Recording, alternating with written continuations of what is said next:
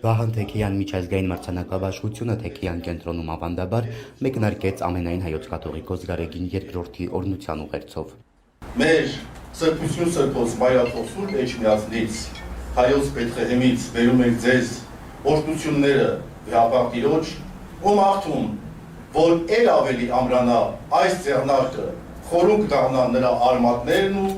ել ավելի աղատանան նրանից ստացվող պտուղները։ Վահան Թեքեյան մրցանակաբաշխությունը անցեկացվում 31-րդ անգամ, ուշադրության տակ պահելով գիտության, մշակույթի, արվեստների, հայագիտության ոլորտներում ի հայտ եկող ստեղծագործությունները, լավագույններին խրախուսելով մրցանակով ու $1500 համարժեք դրամական պարգևով։ Այս տարի սահմանվել է Բագրատ Նազարյան մրցանակ, հայագիտության ոլորտում հետազոտական ժողովրդական ահռելի ուսումնասիրություն է կատարել քաղաքական դոկտոր, պատմաբան Արմեն Այվազյանը, նրա հայոց զորքը Արցախում 1722-1735 թվականներին մենագրությունը արժանացավ Բագրատ Նազարյան մրցանակին։ Նա տասնամյակներ իր աշխատանքի մեջ միշտ փորձել է ներկայացնել հայկական զորքի և բանակի հատկապես դերը պետականաշինության ոլորտում հարցում։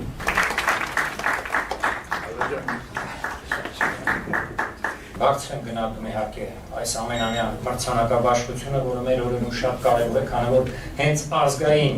հարցերին նվիրված միջոցառումները կարծես թե բավականին պակասել են Հայաստանում։ Արմեն Այվազյանը ներկայացրեց իր գիրքը ինչպես է 18-րդ դարի սկզբներին Արցախում ձևավորել հայոց բանակը։ Զբաղվեցի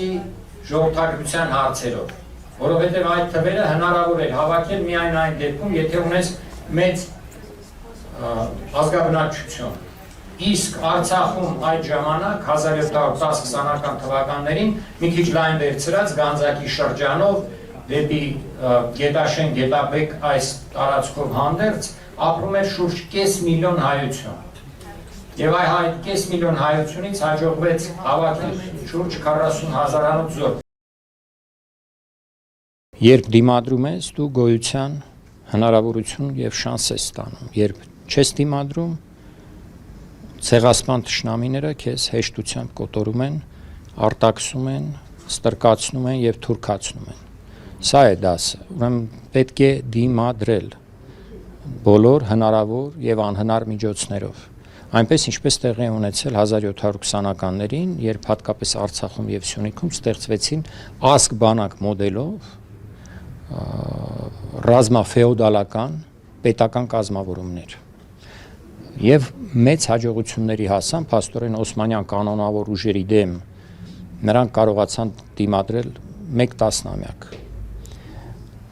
Սա պետք է օրինակ ծառայի նաև մեզ, որպես մի վառ այսպիսի եւ գաղափարական եւ բարոյական եւ քաղաքական